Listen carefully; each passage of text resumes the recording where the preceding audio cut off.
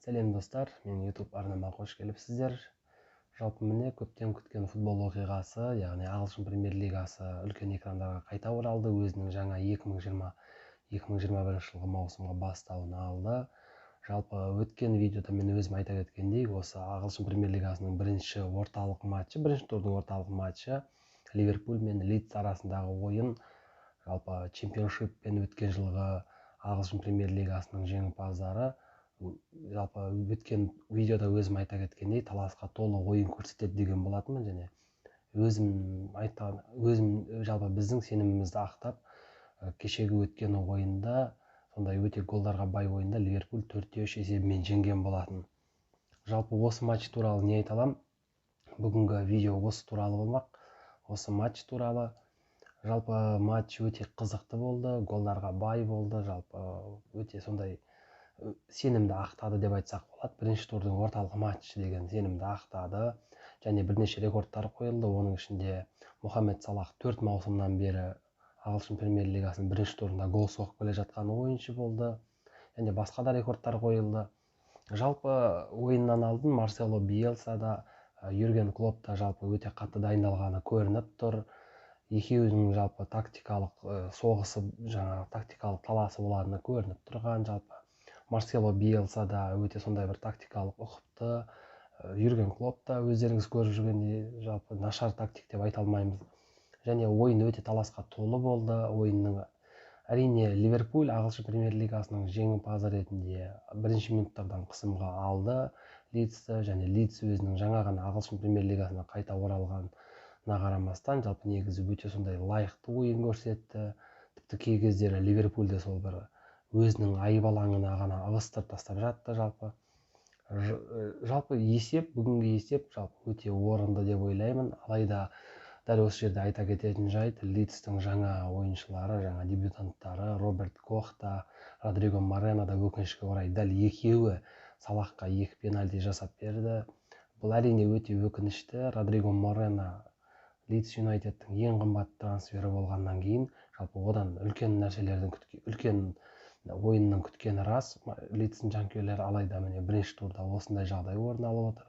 Алайда Лидс жанкүйерлеріне еңсесін түсірмесін деп айтқым келіп отыр. Себебі Лидс бүгінгідей ойын көрсететін болса, өзінің осы ағылшын премьер-лигасының жаңа маусымында нағыз майшелпек болмайды көрініп тұр.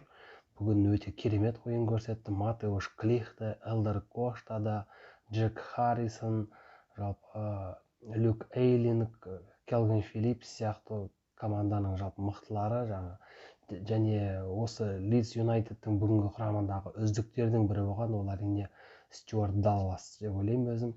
Өте сондай керемет ойын көрсетті. Кейбір жерлерде тіпті Мане, Салах сияқты ойыншылармен дуэльге шыққанда, бірге шыққан кезде олардан допты өте сондай жеңіл тартып алып жатты. Өте сондай опытный дейді ғой, сондай ойыншы екені көрініп тұр. Далластың көп жылдар бойы чемпионшиптің көптеген командаларында ойнаған. Жалпы Андреа Радрицанидің арманы орындалып, Лидс ағылшын премьер-лигасына қайта оралды мінекей. Және онша емес, осындай үлкен шулы оқиғамен қайта оралды десек болатын шығар бүгінгі матч туралы. Ливерпуль туралы жалпы ұзақ айтып қажеті жоқ. Өкінішке орай Ливерпульдің қорғанышы кішкене ғана сондай өзінің былтырғы жылғы доминациясын жоғалтып алғаны көрініп тұр. Тіпті Матеуш Клихтің сол есепті теңестірген 3-3 қылған уақытында тіпті Ливерпульдің қорғанысының жалпы қайда қалғаны белгісіз болды, мүлдем көрінбей қалды деп айтсақ болады. Алайда Ван Дейк әрине, Ван Дейк те, Трент Александр-Арнольд та, Эндрю Робертсон де сол өзінің қарқынынан түспеген сияқты.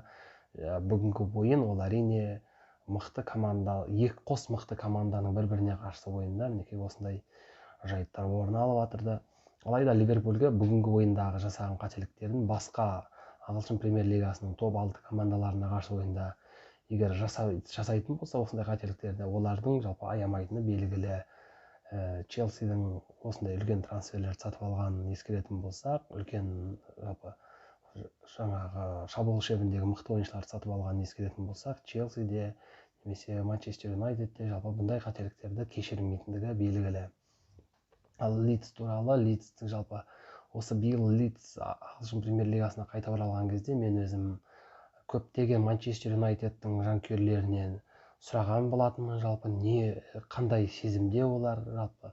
Себебі Лидс Манчестер Юнайтедтің сондай бір қарсыласы екені белгілі, алайда көптеген Манчестер Юнайтедтің жанкүйерлері бұған тек қана қуанышпен қарағаны белгілі. Себебі үйренген жау атыспаққа жақсы демекші. Лидстің осы 16 жыл бойы ағылшын премьер-лигасында болмағандығы жалпы Манчестер Юнайтедтің кейбір жанкүйерлерін сондай ішін пыстырып та қойған сияқты. Себебі Ливерпульмен ойын бар, әрине Ситимен ойын бар, алайда Лидспен ойын ол мүлдем бөлек. Енді мінекей Лидс Юнайтед осындай қарқынмен қайта оралғаннан кейін Манчестер Юнайтедке де кішкене ойлану керек деп ойлаймын. Жалпы Лидспен ойынға әлі ұзақ уақыт бар, алайда дайындалу керек. Келесі турда Лидс өзінің үйіндегі стадионда, атаңызға айналған Элланд Роудта, ағылшын премьер-лигасы Элланд Роудқа 16 жылдан кейін қайта оралады. Тағы да соны атап өту керек. Өзінің былтырғы жылға чемпионшиптағы басты қарсыластарының бірі Фулхэмді қабылдайды. Әрине Фулхэммен ойнап үйреніп қалған чемпионшипте. Оларға да сол үйренген жау атыспаққа жақсы, және сондай Фулхэммен ойында Лидс кішкене енді жеңіске жетсе, әрине өз қарқынын, бүгінгідей ойынмен өз қарқынын жоғалтпайтын болса, әрине Лидс биылғы маусымда жалпы сол ағылшын премьер-лигасында қалуға емес, одан да биік орындарға таласуы әбден мүмкін. Ал Ливерпуль өздеріңіз көргендей нағыз чемпионға лайықты мінез көрсетті және керемет жеңіс болды деп айтсам болады. Міне ағылшын премьер-лигасының алғашқы орталық матчы мінекей осындай қызыққа толы болды. Алайда өкінішке орай сол Лидстің жаңағы дебютанттарының осындай қателік жасағаны өте өкінішті, және Марсело Биелсаның командасын соңғы сәттерде сондай гол өткізіп қойғаны әрине өкінішті. Алайда Марсело Биелсаның командасы әлі де өз қарқынын төмендетпей алға қарай мотивациямен жұмыс жасайтын болса, биылғы маусым Лидс үшін жалпы ағылшын премьер-лигасында өте сондай бір мықты маусымдардың бірі болатыны сенімді. Міне дәл осындай матчтар үшін біз ағылшын премьер-лигасын жақсы көреміз. Осындай матчтар үшін біз ағылшын премьер-лигасын сағынатынымыз белгілі. Лидс ол ағылшын премьер-лигасының нағыз классикасы десек болады.